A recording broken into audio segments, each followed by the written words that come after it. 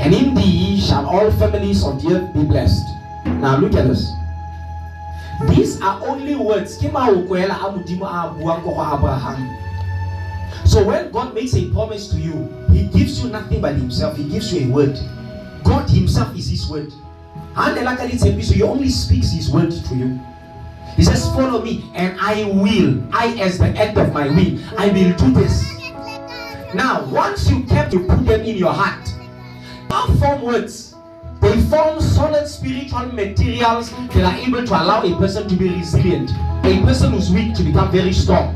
Because the conviction here is, I'm not strong in myself, I'm strong in the idea that God has spoken it. Hallelujah. I'm strong in the fact that Jehovah has declared it. I'm strong in the fact that Yahweh has spoken it. And because He has spoken it, it cannot fail. Hallelujah.